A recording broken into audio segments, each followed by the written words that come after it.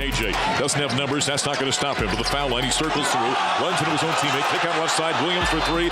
Right between the eyes from downtown. He might have traveled at KJ. To KJ.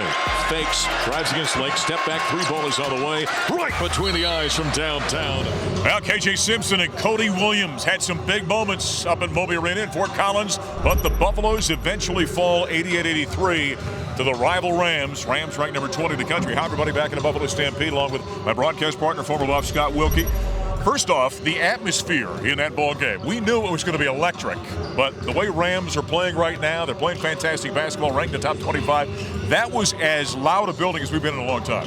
Yeah, I don't want to mislead people. I was disappointed in the outcome, but I enjoyed that game, Mark. Yep. The atmosphere was awesome.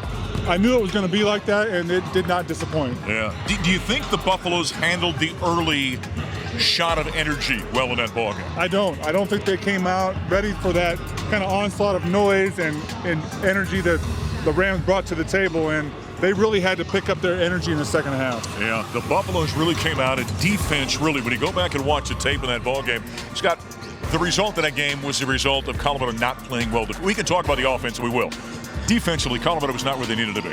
Yeah, I kept thinking about on the drive home about how Coach was saying they got no kills in that whole game. Yeah. Usually they look for 3 per half. 3 kills is 3 possessions without the other team scoring. They didn't get one the whole game. That tells you they were not consistent on defense. Yeah, now you got to give credit to Colorado State a little bit in that ballgame. Listen, Scott and I will speak glowingly about Isaiah Stevens.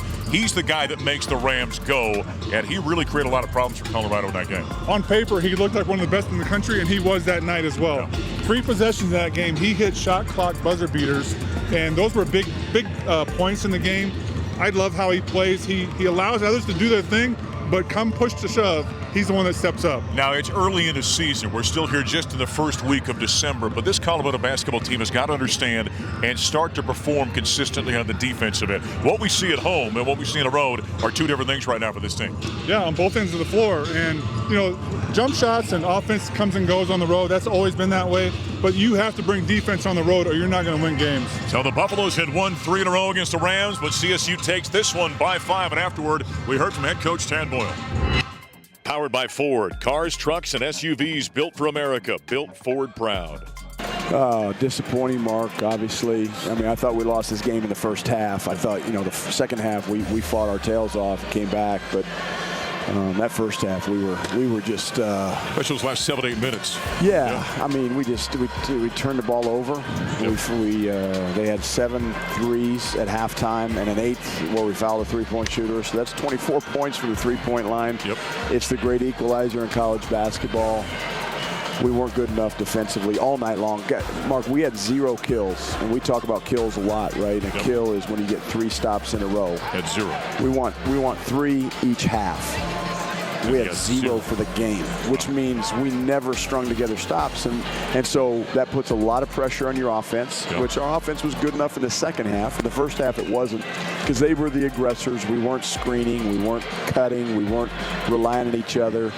Didn't get the ball moved side to side. We switched, you know, some things offensively in the second half to get the ball moved side to side. We had some success with it, but you turn the ball over 15 times and you don't get stopped, you don't get any kills, you're not going to be anybody good. Right. And Colorado State's good. Yeah. But really disappointing because that was a winnable game, and they're a good team. Head coach Tad Boyle after the Buffaloes fall by 5 on the road against number 20 CSU. We continue with former Buff Scott Wilke. Offensively, Colorado never quite got things going. They had to rely upon 2 guys. 30 points, second 30-point game of his career for KJ Simpson, and 21 all in the second half for Cody Williams. It really became just wait for one of those 2 guys to score in the second half of that game. Yeah, the Buffs really went away from their normal offense and just let those guys kind of attack the basket, and Cody Williams was amazing.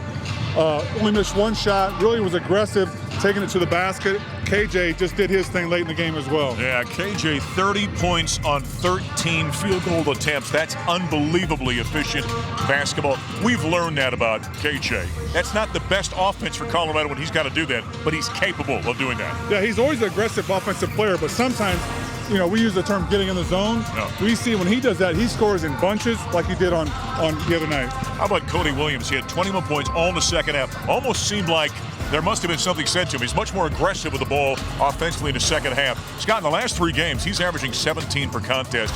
I think there's a little encouragement going on, but it's also part of him getting comfortable playing at this level. It would have been interesting to be a fly on the wall during that halftime talk from Coach, because I think he lit a fire under him a little bit. Cody came out a little too passive in that game. Second half, he showed his true talent.